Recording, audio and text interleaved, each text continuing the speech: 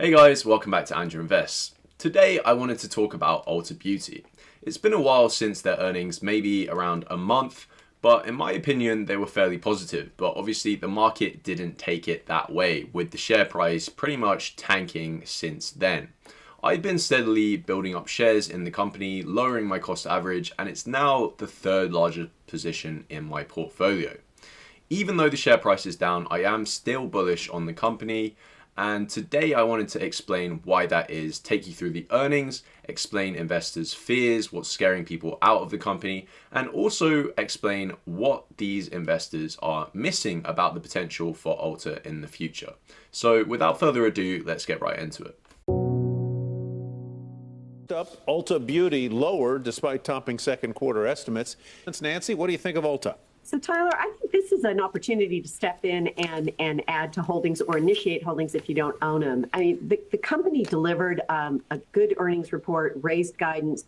The street's worried about gross margins that were impacted by supply chain increases in price increases, and of course shrinkage in the stores. So Nancy pretty much summed it up there, but in my opinion, Ulta Beauty had a great earnings, with it beating on both earnings per share estimates, revenue estimates, and also revising its guidance upwards. But why did the stock sell off? Well, there was a small black spot in the form of gross margins taking a 1% hit, and that was mostly due to supply chain disruption as well as shrinkage or theft from shops.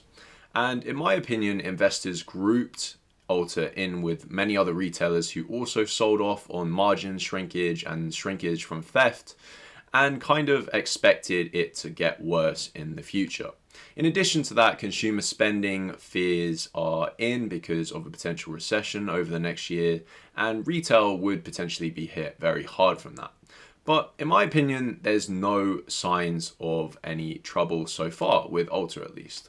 Now, it's worth noting that if the decreased gross margin had been due to increased competition, that would be a genuine and major cause for concern. After all, if there is major competition, Ulta would be forced to lower its stellar margins and prices in order to compete.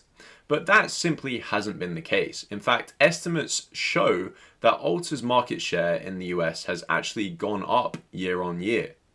And I also want to note that the numbers on Ulta's loyalty program are absolutely insane. Around 95% of customers that shop at Ulta are members of their loyalty program. And the whole point of loyalty programs is to keep customers shopping with that store. And I think that's absolutely remarkable, especially when you compare it to companies like Starbucks that has a lauded loyalty rewards program, and that only has around 40% of its customers on the program. In addition, I do think that the potential fears of a recession with decreasing Ulta's income is overblown. When you think about beauty, you might think it's discretionary spending, but the reality is that most Ulta customers are on the higher end of the socioeconomic spectrum, and they don't view beauty as a discretionary spend, but more of an essential. Just look at the 2007 to 2008 recession. You would expect Ulta's revenue numbers to potentially take a dip, but the reality is that they actually grew at a absolutely fantastic amount. Now, many companies that are consumer staples have a price to earnings multiple premium on them because of the fact that they aren't going to decrease during a recession. And I personally think that Ulta and beauty stocks have potential to also have the same kind of premium. But right now, Ulta doesn't. So what's to give? Now, a lot of people have used the recent sell-off in Ulta Beauty's share price to support their thesis that the business has effectively reached terminal velocity, and any sales growth in future will basically be starting to approach just standard GDP growth. And although we haven't seen that yet in revenue figures of the company over the last few years, it certainly has slowed down somewhat from the rapid growth at the start of the last decade. But if we also look at new store openings, that has also decreased slowly and is starting to tail off. But what these critics are missing is that same-store sales growth is absolutely still on the same trend, and it increased by around 8% over the last year in the recent earnings report. That's a really rapid pace, and I personally don't believe that the beauty trend is going anywhere, and it's set to kind of increase at this pace certainly over the next decade or so. What a lot of bears are also missing about the potential for growth at ULTA is that there's a huge opportunity abroad and internationally. If you look at Sephora, ULTA's main rival within the US, it's French owned and it has a huge international presence with around 2,600 stores. ULTA only has around half of these and they're all situated in the US. Now, the potential for international expansion is not to be understated. ULTA actually had plans pre-COVID to expand into Canada, a very similar market to the US, and I believe that it would be a very easy one to carry their presence over into. Now, I'm not saying that they'll get the same level of market dominance because Sephora has already penetrated these markets very thoroughly indeed. Just ask your girlfriend if you're not from the US. But it's a tried and tested strategy that many American companies have done before. Once domestic potential for expansion has ran out, there's always the international market, which is far bigger, and although it's more complex, it is definitely worth investing into. Just look at McDonald's or all the other American companies that have expanded throughout the world.